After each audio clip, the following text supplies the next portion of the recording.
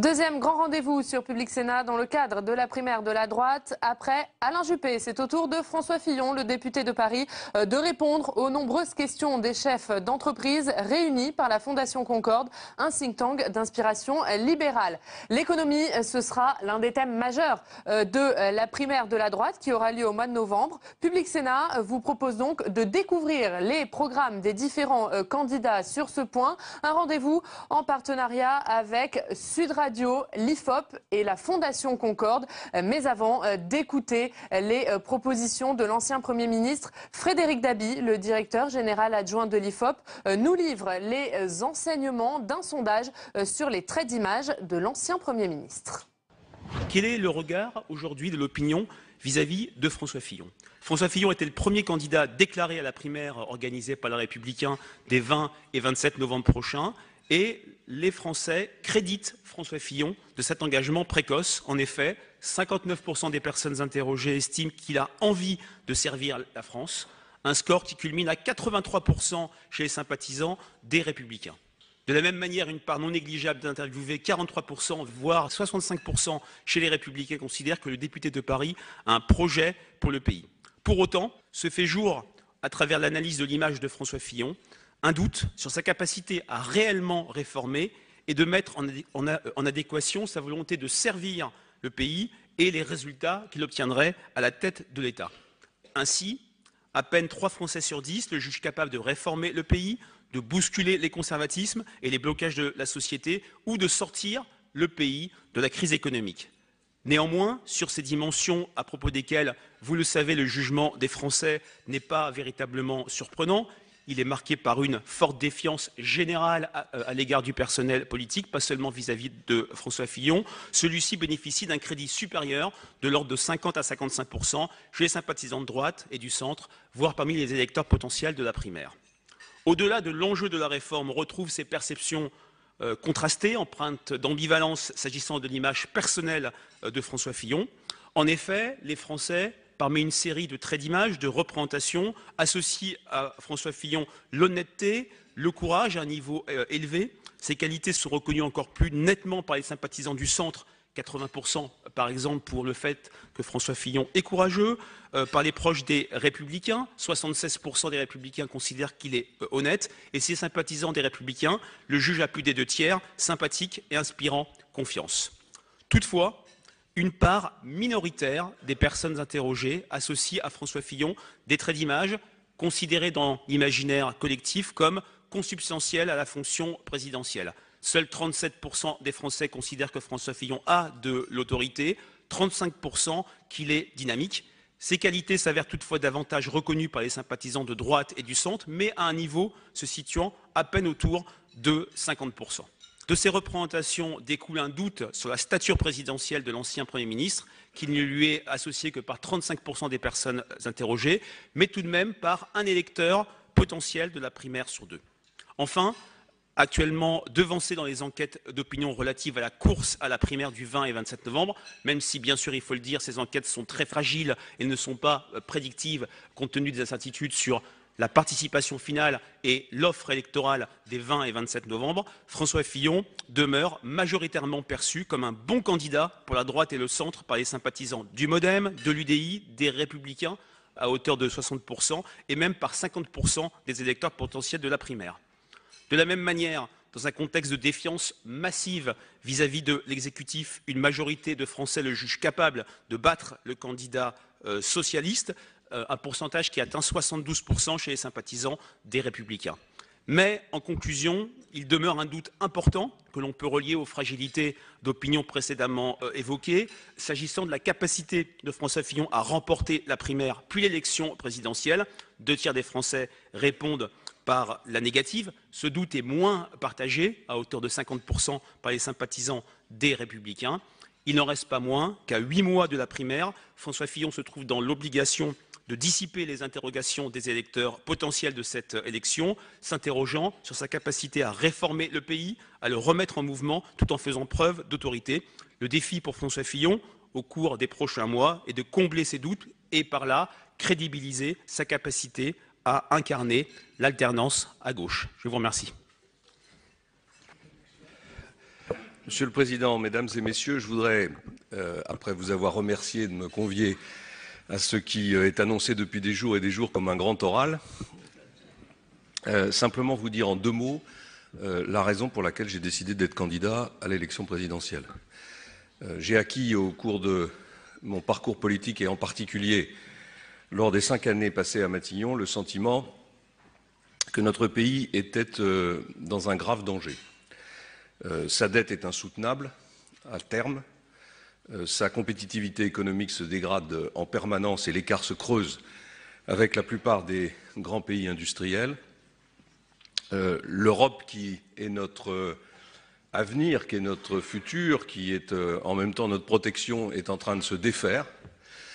Et nous sommes, pour combler le tableau, désormais menacés d'une instabilité durable sur nos frontières sud et pour une très longue période. Pendant très longtemps, j'ai été un adepte de la réforme prudente, d'une forme de dialogue social moderne. J'ai été ce que l'on appelait un gaulliste social. Je suis arrivé à la conclusion, face aux difficultés que je viens d'évoquer à l'instant, que notre pays n'avait plus le temps d'attendre, qu'il ne pouvait plus se donner le temps de la réforme, qu'il avait un besoin impérieux d'une transformation radicale, qu'il avait besoin d'un choc non seulement technique, fiscal, en termes d'organisation sociale, mais qu'il avait besoin d'un choc psychologique pour retrouver confiance en lui-même, pour retrouver confiance dans son avenir. Nous nous sommes déchirés ces dernières années autour de débats fondamentaux sur l'identité nationale, sur la cohésion du pays. Ces débats sont des débats essentiels, mais ce sont des débats qui ne pourront jamais trouver de réponse positive tant que nous n'aurons pas retrouvé confiance dans notre avenir. Et pour retrouver confiance dans notre avenir, il faut redonner une perspective à la jeunesse de France, il faut donc lui offrir des emplois. Il faut lui offrir un destin, un avenir, une manière de construire sa vie personnelle sans tout devoir à l'État et à la collectivité. Et c'est la raison qui m'a amené à poser très tôt ma candidature à cette primaire et surtout à préparer un projet politique dont certains me disent qu'il est trop libéral, dont d'autres me disent que je l'ai commencé trop tôt et qu'il inspire donc désormais mes concurrents. Aucune de ces critiques, pour moi, n'a de sens dans la mesure où ce projet, qui vise à transformer radicalement notre pays, ne peut pas être improvisé. Il ne peut pas être improvisé au lendemain ou à la veille d'une élection présidentielle. Il demande un travail de fond que nous effectuons avec nos équipes depuis maintenant plus de 2 ans, en associant un grand nombre de personnalités de la société civile, en faisant des allers-retours avec le terrain pour vérifier la faisabilité des propositions que nous faisons. Ce projet, qui n'est d'ailleurs pas achevé et qui est loin d'être achevé, je dis ça par rapport à mes concurrents qui se déclarent les uns après les autres, je leur souhaite du plaisir pour réussir dans un délai aussi court à bâtir un projet sérieux. Ce projet qui n'est pas encore achevé est le cœur de la proposition que je fais. Mais je voudrais, et j'en termine par là, ajouter un dernier mot. Je travaille autant sur le projet que sur la méthode de mise en œuvre de ce projet. Et c'est évidemment le fruit de l'expérience qui a été la mienne, puisque j'ai été membre de beaucoup de gouvernements depuis maintenant plus de 25 ans. La méthode que je propose, c'est une méthode qui est radicalement différente de tout ce qui a été fait lors des quinquennats précédents. C'est une méthode qui consiste à arriver avec un projet précis. C'est une méthode qui consiste à choisir à l'avance les équipes qui vont mettre en œuvre ce projet afin qu'elles soient opérationnelles immédiatement. C'est un projet qui vise à choisir des équipes qui soient des équipes solides, peu nombreuses, faisant appel à la société civile, élargissant les compétences. Presque tous les soirs, dans les débats que j'anime, je dis que je veux des ministres compétents. En général, ça déclenche l'hilarité de la salle, ce qui montre à quel point le jugement que portent nos concitoyens aujourd'hui sur la compétence des équipes gouvernementales est sévère, et à juste titre. Et enfin, c'est un projet qui vise à bouleverser l'organisation politique de notre pays, parce que je crois que notre système politique est à bout de souffle. Et d'une certaine façon, la primaire de la droite et du centre venant après les primaires de la gauche, est une première occasion de faire craquer le système politique étriqué qui est le nôtre. On pourrait d'ailleurs en dire autant du système syndical, qui a lui aussi besoin de craquer pour s'ouvrir et pour se moderniser. Et c'est dans cet esprit-là que je suis candidat à la primaire de novembre prochain. Voilà, je suis maintenant à votre disposition pour répondre à toutes vos questions. Bonjour Monsieur le Premier ministre. Vous parlez de discours de la méthode. Je rappelle juste quelques chiffres brièvement. 13 millions de Français travaillent dans le secteur public concurrentiel. Moins de 8% des Français sont syndiqués, y compris le service public. Ma question est simple. Nous savons tous ce qu'il faut faire. Est-ce que vous allez le faire? Est-ce que vous allez remettre en cause, si d'aventure vous arriviez aux plus hautes fonctions, le monopole des centrales syndicales qui, décennie après décennie, conduisent le pays dans le mur et sont allergiques au travail? Merci. Alors d'abord, je voudrais dire un mot de la réforme qui est en cours pour dire qu'on ne peut pas s'y prendre plus mal. D'abord, on ne peut pas s'y prendre plus mal en proposant au pays une réforme du Code du travail à la fin d'un quinquennat et en contradiction complète avec les engagements présidentiels du président Hollande. C'est d'ailleurs une caractéristique assez fréquente dans notre vie politique que de voir des gouvernements s'engager sur une voie politique ou se faire élire avec des arguments politiques, puis en fin de quinquennat, se rendant compte qu'ils sont dans l'impasse, changer radicalement de politique. On ne peut pas réussir de cette manière. Si Dominique de Villepin avait échoué en 2006 ou 2005, je ne sais plus, c'est dans ce contexte-là. Fin d'un quinquennat, avec un président de la République qui avait été élu, vous vous en souvenez, dans un contexte très particulier, contre Jean-Marie Le Pen, une réforme qui est annoncée d'une manière brutale, aucun travail pour essayer de trouver quelques appuis dans le champ social. L'échec était, plus des divisions à l'intérieur de la majorité à l'époque d'ailleurs, comme aujourd'hui, l'échec était assuré.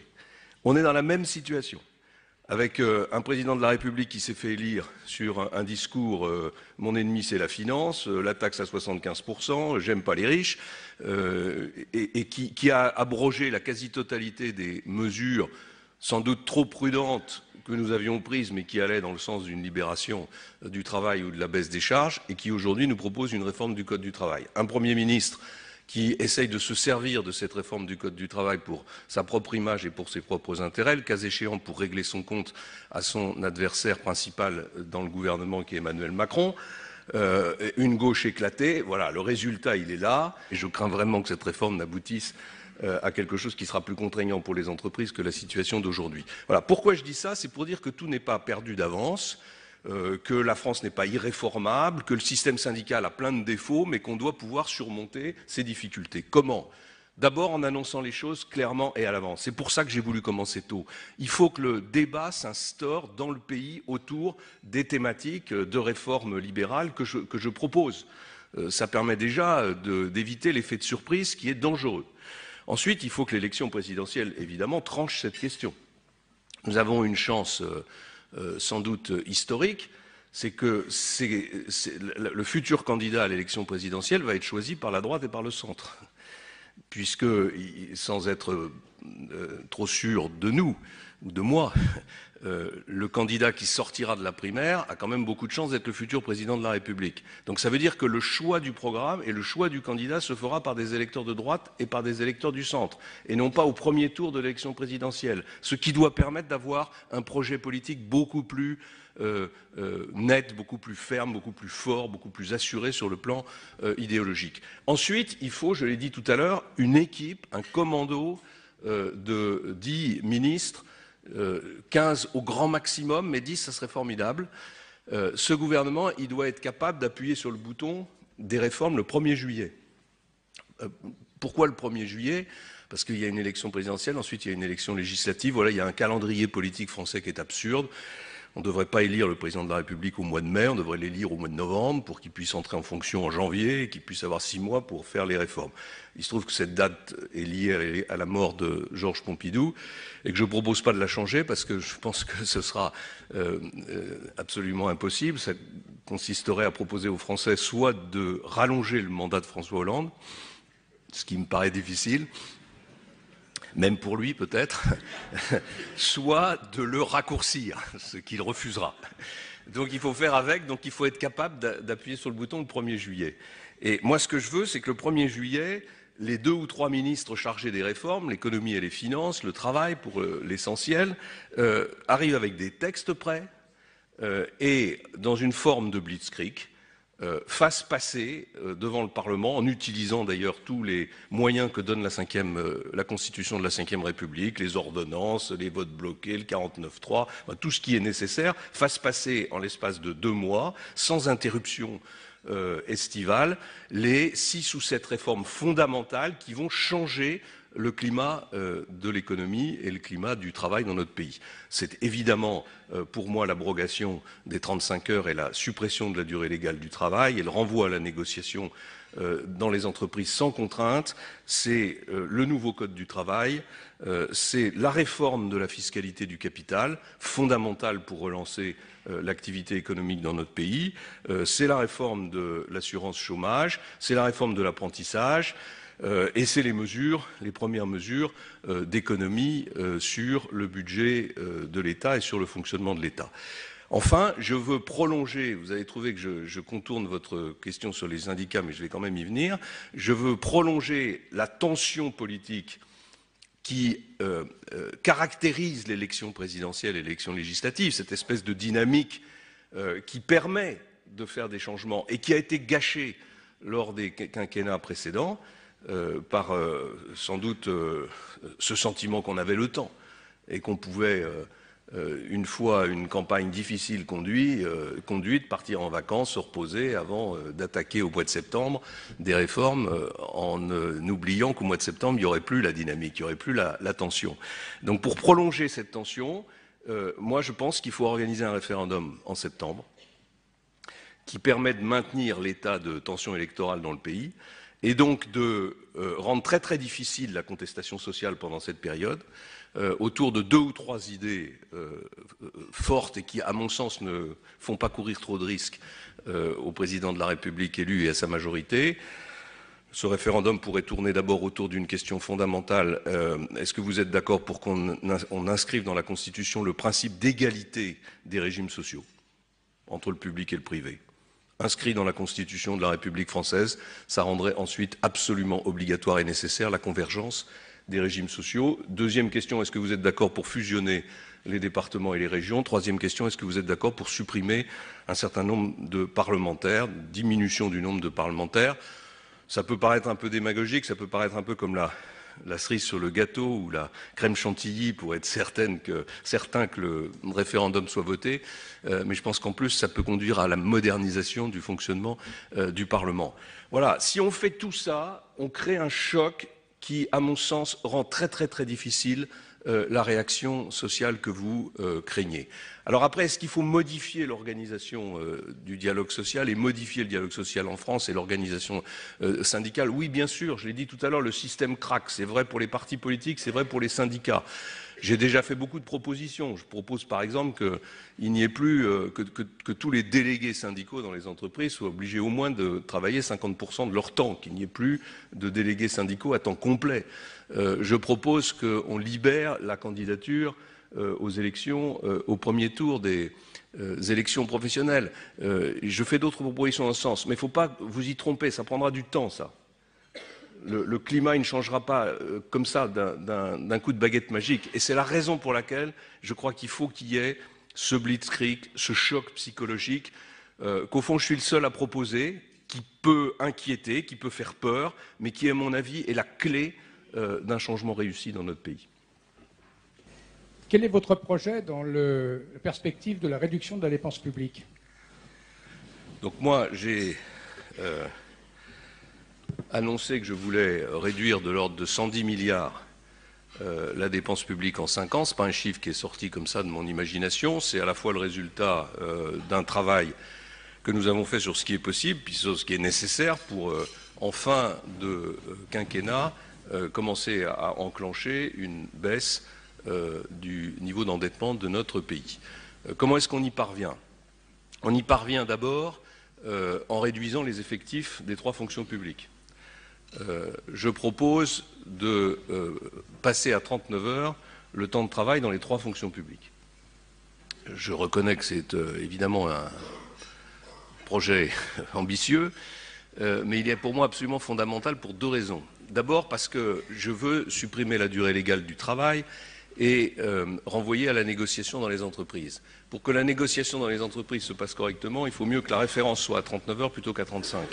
Et donc si la fonction publique est à 39 heures, la référence sera à 39 heures. La deuxième raison, c'est qu'il faut réduire les effectifs de la fonction publique de façon très importante. Et moi, je propose de les réduire de l'ordre de 500 000 personnes dans les 3 fonctions publiques pendant les 5 années du quinquennat. 500 000, c'est un calcul qui découle du passage à 39 heures. Le passage de 35 à 39 heures représente l'équivalent d'à peu près 600 000 emplois, équivalents emplois.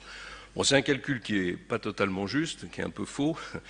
D'abord parce qu'il y a beaucoup de gens qui ne travaillent pas 35 heures dans les fonctions publiques locales en particulier, mais 32. Donc le potentiel d'emploi créé est plus important. C'est un calcul qui est faux dans l'autre sens parce qu'il intègre la totalité des enseignants. Pour lesquels on ne peut pas forcément raisonner en termes de passage de 35 à 39 heures. Mais on voit qu'avec le passage à 39 heures, on peut maintenir un haut niveau de services publics dans notre pays tout en réduisant de l'ordre de 500 000 le nombre des emplois. Pour réduire le nombre des emplois de 500 000, on ne peut pas se contenter du fameux 1 sur 2, qui d'ailleurs me semble être devenu à l'expérience une mauvaise méthode. On ne peut pas faire du 1 sur 2. D'abord, ça ne fait pas 500 000. Et deuxièmement, c'est absurde compte tenu du fait qu'il y a des secteurs de l'action publique qu'il faut progressivement éteindre ou transférer au secteur privé, et puis d'autres pour lesquels on a besoin de renforcement. On a plutôt besoin de magistrats supplémentaires, on a sans doute besoin de redonner un peu d'effectifs à nos forces armées compte tenu des menaces qui pèsent sur notre pays et sur l'Europe, et donc le 1 sur 2 me paraît une très mauvaise solution. Il faut donc ne pas remplacer, dans certains cas, la totalité des départs en retraite. Mais ça ne suffira pas. Et moi, je propose de mettre en place des programmes d'aide au départ, en particulier dans les collectivités locales. L'effort, évidemment, a été déjà commencé dans le secteur de l'État. Il n'a absolument pas commencé dans le secteur des collectivités locales. C'est même exactement le contraire, puisque les collectivités locales ont créé, en gros, autant d'emplois qu'on en avait supprimés dans le quinquennat précédent. Les collectivités locales vous diront à juste titre qu'elles ont créé des emplois parce qu'on leur a imposé des tâches supplémentaires, qu'on leur a transféré des compétences. C'est pas faux, mais globalement, ce raisonnement-là est un raisonnement qui ne peut pas être défendu dans la mesure où il faut baisser la dépense publique. Ensuite, je propose des mesures de diminution de la dépense sociale, des transferts sociaux. D'abord en passant l'âge de la retraite à 65 ans et sans délai, le plus rapidement possible, le plus rapidement supportable. Je dois dire d'ailleurs que pour tous ceux qui me connaissent, c'est un chiffre que je défends depuis très très longtemps et j'aurais aimé qu'on passe l'âge légal de la retraite à 65 ans il y a déjà plusieurs années. Je propose une réforme radicale de l'assurance chômage qui permet des économies importantes. Je propose la mise en place d'une allocation unique regroupant toutes les allocations sociales existantes, ce qui permet de faire des économies de gestion considérables quand on connaît le nombre d'organismes sociaux qui gèrent aujourd'hui les aides sociales, ce qui permet de lutter contre la fraude, ce qui permet de plafonner les allocations sociales pour faire en sorte qu'elles ne soient jamais supérieures et même qu'elles soient inférieures aux revenus du travail. Et puis enfin, je propose des réductions de dépenses sur l'ensemble des budgets publics. Cet effort, il doit être conduit sur la durée, il doit être conduit pendant les 5 années. Le programme que je propose, il se traduit par une augmentation de la dette pendant les 3 premières années liées d'abord aux décisions antérieures, mais liées aussi à des mesures fiscales sur lesquelles j'imagine on va revenir tout à l'heure et qui sont pour moi absolument fondamentales pour relancer l'activité économique. Puis ensuite, à partir de 2013, on enclenche la baisse de la dette publique grâce à l'effort d'économie de 110 milliards sur 5 ans.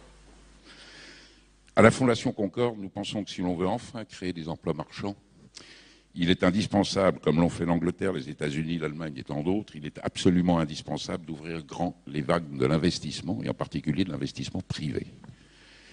Pour Concorde, cela passe notamment par une réforme drastique de la fiscalité du capital et de ses revenus, afin de nous aligner, et je dis bien nous aligner, même pas nous différencier, avec nos voisins européens. Pour cela, 3 mesures clés. La première, la suppression immédiate de l'ISF, impôt stupide et anti-emploi. Deuxième mesure, taxation forfaitaire de l'ensemble des revenus du capital à un taux moyen européen que nous situons aux environs de 25%. Et enfin, troisième mesure très importante, stabilité de ces mesures sur 5 ans. Merci de nous donner votre avis sur ces 3 propositions. Pour moi, c'est une des priorités absolues et c'est une question qui doit être réglée dans le mois de juillet 2007, une fiscalité du capital qui permette de nouveau l'investissement dans notre pays. On me dit que ce n'est pas un sujet populaire. Et je crois qu'un ancien président de la République a dit, voyant mes propositions, s'il pense se faire élire en supprimant l'ISF et en supprimant les 35 heures, il peut toujours courir. Je pense que c'est absolument fondamental et c'est notre responsabilité aujourd'hui que d'expliquer inlassablement à nos concitoyens que la fiscalité du capital dans notre pays tue l'emploi. Tous les soirs, dans les meetings que j'anime, je dis « je veux des capitalistes français ». Il n'y a plus de capitalistes français. Les gouvernements successifs ont tout fait pour mettre à terre les capitalistes français. On les a taxés, montrés du doigt, vilipendés, ils sont partis. Pour un grand nombre d'entre eux en tout cas. Et aujourd'hui, quand le pouvoir, ça a été mon cas en tant que Premier ministre, cherche des capitaux pour permettre le redressement ou le développement ou la croissance d'entreprises françaises, qu'est-ce qu'il fait? Il se roule par terre devant le Qatar en mettant en place des conditions fiscales meilleures que celles qu'on fait aux capitalistes français, ou alors il accueille à bras ouverts les fonds de pension américains, ce qui n'est pas dans ma philosophie libérale, comment dirais-je, quelque chose que je veux empêcher, mais enfin qui est quand même un peu étrange. Voilà un pays qui a un mal fou à payer les retraites de ses citoyens, mais qui accepte sans sourciller que les plus beaux fleurons de son économie servent finalement à financer les retraites de ses concurrents. Donc il faut profondément revoir cette fiscalité du capital. Je me suis engagé déjà depuis des mois et des mois sur une première chose, suppression immédiate de l'ISF. Ça doit être fait tout de suite. Ça doit être fait tout de suite. Pourquoi? Tout simplement parce que c'est difficile, c'est pas populaire, et si c'est pas fait tout de suite, ça sera jamais fait. C'est début du quinquennat, c'est en juillet, où ça sera jamais fait. On a eu cette discussion avec Nicolas Sarkozy en 2007. La vérité m'oblige à dire que lui comme moi étions déjà convaincus en 2007 qu'il fallait supprimer l'ISF. Au moment de bâtir son projet présidentiel, on a considéré que c'était très très compliqué de se faire élire avec ce projet emblématique, et on a donc inventé le passage à 50% du bouclier fiscal.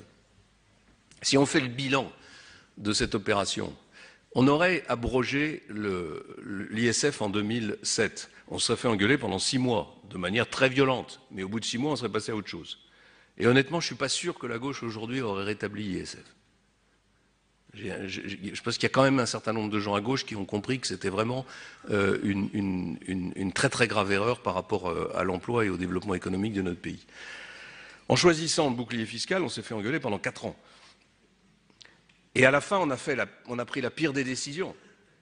Après s'être fait engueuler pendant 4 ans, on a supprimé le bouclier fiscal. Donc voilà, moi, on dit parfois qu'il faut des gens nouveaux, mais des gens qui ont de l'expérience, c'est pas inutile non plus, parce que cette expérience-là, elle me fait dire aujourd'hui qu'il faut supprimer l'ISF sans hésiter. Voilà, ces mesures-là, pour moi, elles sont prioritaires, elles doivent être prises sans la moindre hésitation, et c'est une des raisons supplémentaires pour lesquelles je dis que je veux un ministre de l'économie et des finances qui soit connu à l'avance, en tout cas qui sache lui-même à l'avance que si nous gagnons les élections présidentielles, il aura cette responsabilité, qui ait son texte dans sa poche et qui puisse le mettre en œuvre dans les premières heures de la nouvelle législature.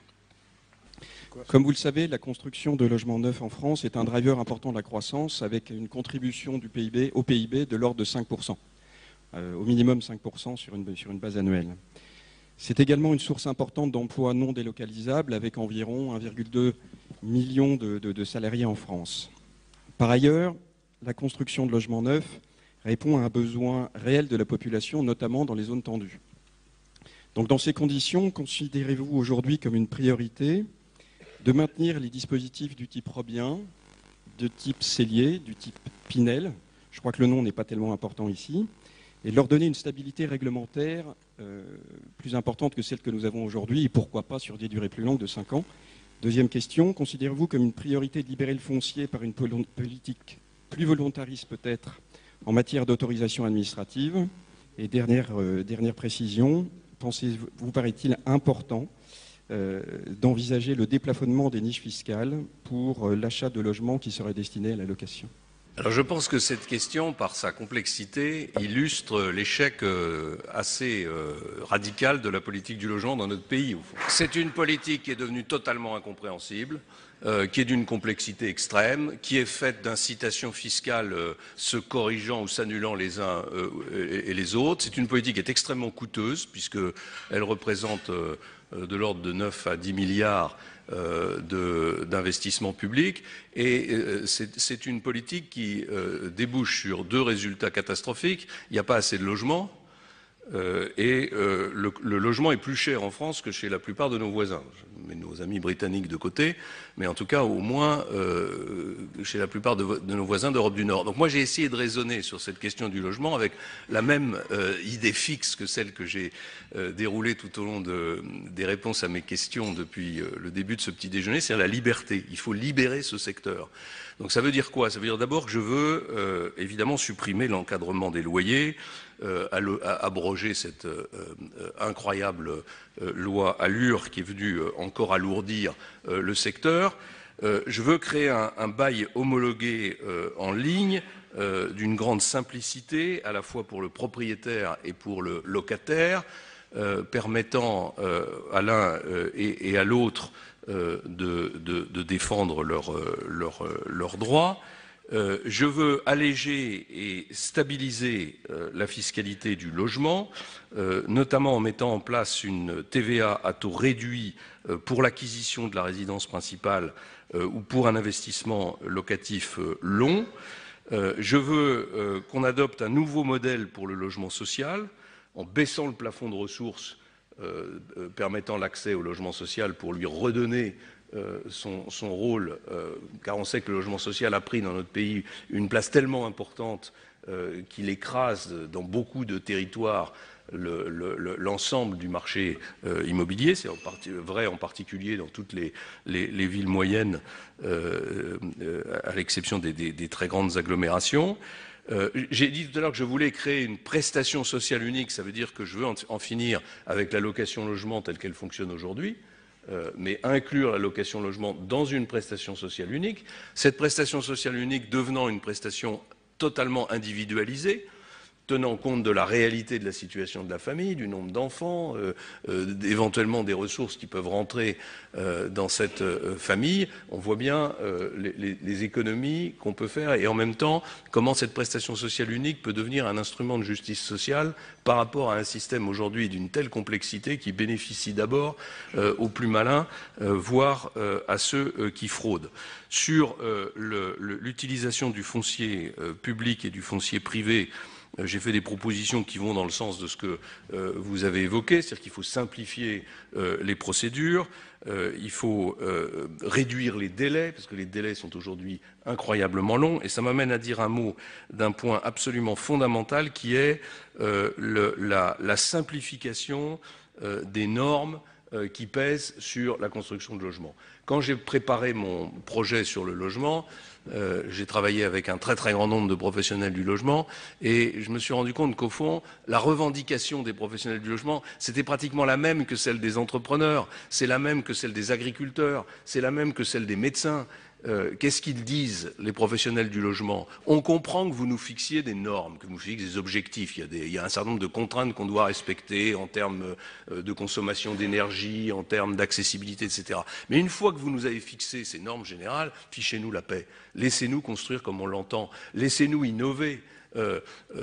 Il est absurde de vouloir, par exemple, que tous les logements dans notre pays soient accessibles aux handicapés. C'est une absurdité qui a conduit à une augmentation de plusieurs points du coût du logement en France. C'est-à-dire que pour satisfaire une demande qui n'est pas une demande réelle, puisqu'il n'y a pas dans chaque logement français un handicapé qui va habiter, on va priver des Français de l'accès au logement parce que le logement sera trop cher par rapport à leurs revenus. Donc voilà un exemple typique d'une affaire sur laquelle il aurait fallu faire preuve d'un peu de bon sens.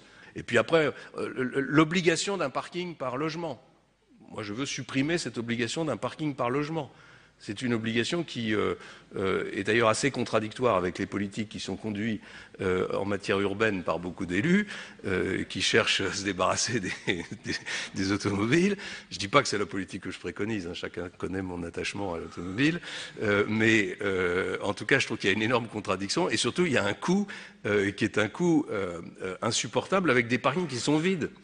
Voilà, donc je ne propose pas la suppression de toutes les incitations que vous avez évoquées tout à l'heure, des aides à la pierre, je propose qu'on les simplifie, qu'on ait une politique très volontariste d'accès à la propriété, de soutien à l'accès à la propriété. C'est en particulier la raison pour laquelle je proposais un taux de TVA réduit sur l'acquisition de la résidence principale ou sur la construction d'opérations destinées à du logement de longue durée. Mais il faut simplifier. Vous avez parlé de la compétence des ministres. Alors j'ai de la chance, depuis 4 ans, j'ai une ministre qui est extrêmement compétente. Mais elle n'aime pas les cliniques privées, elle n'aime pas la médecine libérale, elle a réussi le tour de force de passer 3 lois. La première sur la pénibilité, qui nous touche tous, entrepreneurs. La deuxième, elle a sauvé le régime des retraites, c'est de l'humour. Et la troisième, elle a passé très récemment sa loi de santé. Vous êtes engagé au mois de décembre, lorsque vous êtes venu à notre congrès, d'abroger cette loi.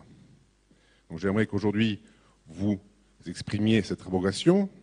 Merci, Monsieur le Premier ministre. Donc je me suis déjà très longuement exprimé sur ces questions et vous reconnaîtrez d'abord que mon gouvernement avait engagé une convergence tarifaire entre le secteur public et le secteur privé qui a été interrompue par l'actuelle majorité et qui est venu aggraver considérablement les choses avec la loi de Madame Touraine, dont j'ai pris l'engagement solennel, public, de l'abroger. De l'abroger parce qu'elle comporte beaucoup de mesures qui sont des mesures idéologiques, qui sont des mesures qui visent à contraindre encore un peu plus les pratiques du secteur de la santé, avec un objectif qui est un objectif de réduction des dépenses qui n'est jamais atteint. Et là aussi, il faut essayer de tirer les enseignements de notre expérience.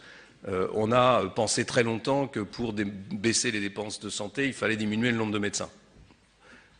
Et on a donc instauré le numerus clausus, qui est une des causes aujourd'hui du désastre qu'on appelle le désert médical, hein, et qui est une question absolument fondamentale. D'abord parce que la première responsabilité d'un gouvernement, c'est de faire en sorte que les outils d'éducation et de santé soient à la disposition de tous les citoyens sur le territoire. Ce n'est pas le cas aujourd'hui. Vous évoquiez tout à l'heure le retour de l'industrie dans nos territoires. Comment allez-vous faire revenir des activités industrielles dans des territoires où il y a zéro offre de santé? J'ai été maire pendant très longtemps. Il y a 2 ou 3 choses qui sont absolument fondamentales, l'éducation, la santé. Si vous n'avez pas les instruments nécessaires dans un environnement suffisamment proche, vous n'avez aucune chance de développer vos territoires. Donc il faut abroger cette loi, puis il faut l'abroger parce qu'elle comporte le tiers payant, la généralisation du tiers payant, qui est une étape de plus vers la déresponsabilisation complète de nos concitoyens au regard des dépenses de santé. Beaucoup me disent que c'est une utopie de penser qu'on pourra supprimer le tiers payant parce qu'il sera en fonction, qu'il fonctionnera. Je ne le pense pas du tout. Je pense que le temps de mise en œuvre de ce tiers payant, malgré les efforts désespérés de la ministre pour aller le plus vite possible, ne permettra pas une mise en œuvre avant 2017. Et donc il faut supprimer ce tiers payant. Vous avez évoqué, et puis vous développez dans votre programme des mesures concrètes sur les retraites. Je voulais avoir un peu plus de clarté sur les retraites sur capitalisation, et notamment, est-ce que vous pensez que des fonds de pension à la française sont une bonne option? Et si oui, puisque vous avez beaucoup parlé de méthode, quelle serait votre approche pour les mettre en place? Bon, sur la retraite, il faut que les choses soient claires. Moi, je veux d'abord une mesure immédiate de passage à 65 ans pour l'âge légal. Ça peut paraître... je sais qu'il y a beaucoup de candidats qui vont faire des propositions beaucoup plus sophistiquées. Je me méfie des propositions sophistiquées. Puis surtout, moi, j'ai besoin, pour la crédibilité du programme qui est le nôtre, d'une mesure immédiate d'économie. Et la seule mesure immédiate d'économie que je connaisse, c'est le passage à l'âge légal à 65 ans. J'ai porté plusieurs réformes de retraite dans ma vie politique, dont celle de 2003, qui avait permis, je vous le rappelle, de faire converger la durée de cotisation du secteur privé et du secteur public, qui au passage avait mis 4 millions de personnes dans la rue, mais ne nous avait pas empêché de faire la réforme, et qui avait enclenché l'augmentation de la durée de cotisation en fonction de l'augmentation de la durée de vie. L'honnêteté m'oblige à reconnaître que l'augmentation de la durée de cotisation n'est pas suffisante en termes financiers pour réduire et assurer l'équilibre des comptes en matière de retraite. Le seul élément efficace, c'est l'augmentation de l'âge légal de départ. Donc je veux qu'il soit à 65 ans. Une fois qu'on a fait ça, mais alors dans un délai qui est évidemment beaucoup plus long, je suis favorable à une réforme plus radicale de notre système de retraite. Je suis favorable à ce qu'on passe à un système de retraite par points. Je suis favorable, évidemment, je l'ai dit tout à l'heure, à l'alignement des régimes de retraite du public et du privé, de la totalité des régimes de retraite du public et du privé. Et je suis favorable à l'introduction ou à l'introduction supplémentaire, parce qu'il y en a déjà un peu, mais pas suffisamment, des systèmes de capitalisation. Je ne crois absolument pas au passage radical d'un système de répartition à un système de capitalisation. Je crois d'ailleurs que dans l'histoire mondiale, il y a un pays qui a réussi cette opération qui doit être le Chili. C'est dire s'il y a peu de chances qu'on puisse le faire. Et toutes les réformes modernes des régimes de retraite en Europe, en tout cas celles qui fonctionnent le mieux, ont consisté en réalité à mélanger les systèmes. Le système le plus sophistiqué, sans doute le plus intéressant est le système suédois, avec une partie de capitalisation, une partie de répartition, et avec un dispositif qui permet chaque année aux futurs retraités de choisir sur des listes qui leur sont proposées quand ils n'ont pas, la capacité de le faire eux-mêmes, les secteurs d'investissement dans lesquels ils peuvent souscrire. Quand vous allez interroger les candidats les uns après les autres sur cette question, il faut aller au bout des choses.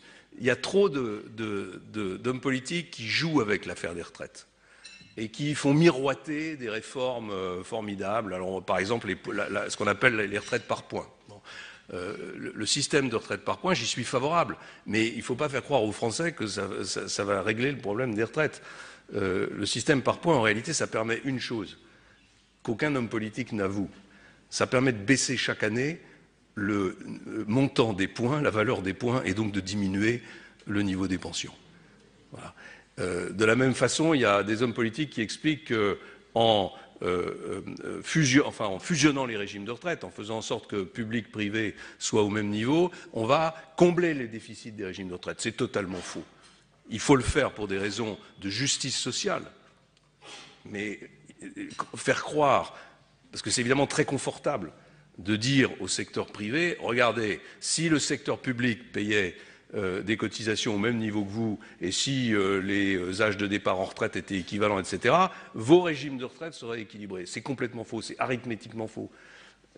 Donc ça veut dire qu'il faut le faire, mais que ça n'empêche pas la nécessité de réformer l'ensemble des régimes de retraite. Voilà. Et je pense qu'il faut évidemment pousser sur la capitalisation, ne serait-ce que pour répondre à la question qu'on a évoquée au début de ce petit déjeuner, c'est-à-dire la question de la propriété des entreprises françaises.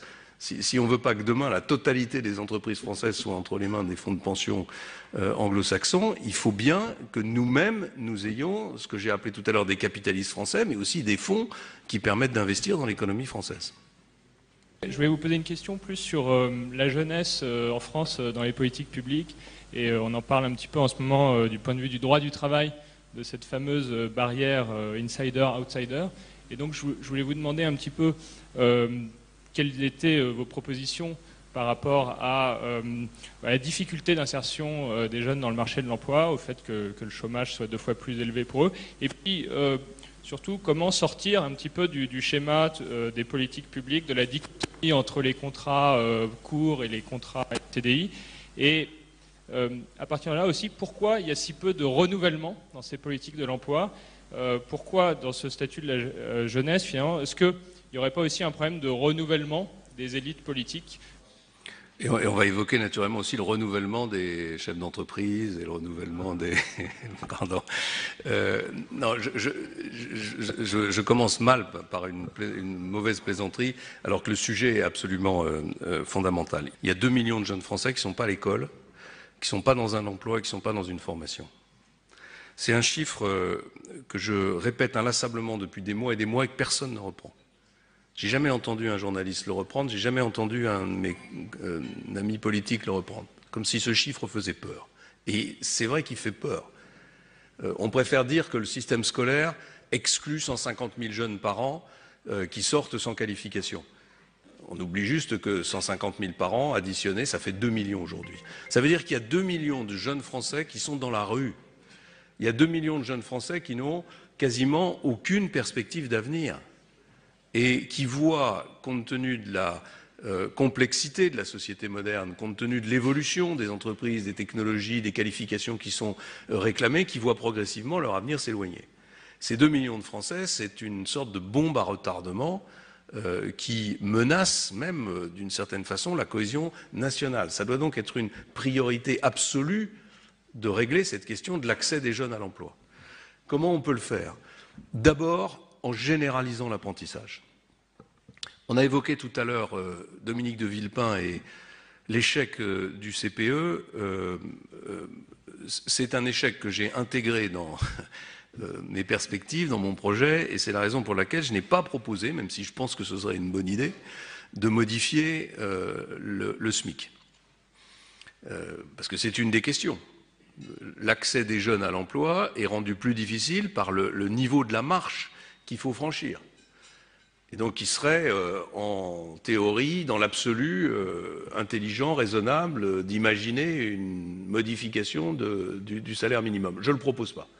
Parce que je considère que la masse de réformes que je propose dans les 3 premiers mois de 2017 est suffisante pour créer le choc psychologique, mais voilà, qu'on ne doit pas aller au-delà, et qu'il y a des sujets sur lesquels le pays n'est pas prêt à accepter des modifications. Donc je propose une autre voie qui est celle de l'apprentissage. Si on généralise l'apprentissage, on règle une grande partie de la question de l'accès des jeunes à l'emploi.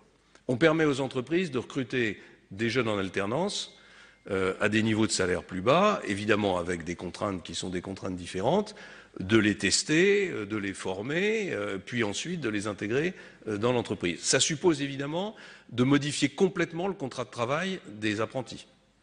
qui est aujourd'hui beaucoup trop contraignant pour l'entreprise et qui est à un niveau de coût qui est trop élevé. Un apprenti aujourd'hui, le coût horaire d'un apprenti est plus élevé que le coût horaire d'un smicard, dans la mesure où naturellement il travaille la moitié de son temps seulement dans l'entreprise. C'est d'ailleurs une question que la société française ne s'est jamais posée et que je pose. Pourquoi est-ce que si j'ai envie de faire des études de sociologie, je ne devrais pas prendre cet exemple parce que je vais être caricaturé si je prends cet exemple, mais je le prends quand même. Si je veux faire des études de sociologie, c'est le contribuable qui va me les financer. Si je veux faire des études de soudeur, c'est l'entreprise qui va financer la formation. On peut peut-être se poser la question de savoir s'il ne faut pas rétablir une certaine égalité dans le financement de la formation. Comment est-ce qu'on peut le faire ? Moi, je propose de supprimer totalement les contrats aidés et d'affecter une grande partie des sommes, parce que je veux quand même faire des économies au passage, une grande partie des sommes consacrées aux contrats aidés à l'apprentissage, au financement de l'apprentissage. Pour que ça fonctionne, je veux sortir les lycées professionnels de la tutelle de l'éducation nationale. Et je veux placer les lycées professionnels et les CFA sous l'autorité des régions et des branches professionnelles, sous une autorité conjointe des régions et des branches professionnelles, pour créer un grand secteur de la formation professionnelle, de la formation technologique, en mutualisant les enseignants, en mutualisant les moyens et en ne laissant à l'éducation nationale, au fond, que le contrôle général du dispositif, des diplômes et de la valeur de ces diplômes. L'objectif, ça devrait être qu'une grande majorité de jeunes Français accèdent à l'emploi, quel que soit le niveau d'études, par la voie de l'alternance. Voilà, pour le reste, on est dans une société où il faudra toujours qu'il y ait des jeunes, des moins jeunes, des plus vieux. Surtout qu'elle vieillit, cette société, comme vous avez pu le constater.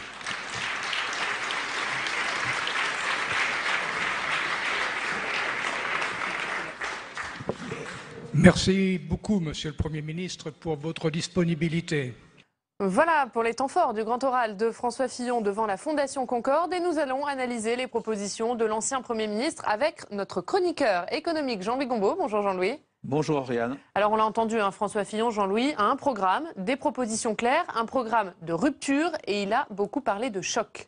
De choc et j'ajouterais choc libéral. Mais effectivement, le mot-clé c'est le mot choc puisque en réalité il dit il va y avoir les primaires. Et donc on aura à l'issue de ces primaires une espèce de consensus idéologique au sein de la droite et du centre. Donc il n'y aura pas de discussion, on est bien d'accord sur les thèmes idéologiques et philosophiques de peut-être une politique gouvernementale. Et puis ensuite j'aurai la légitimité présidentielle. Et donc il faut qu'on profite de cet instant de consensus politique pour établir un véritable choc. Donc les principales réformes, moi je les fais en 2 mois.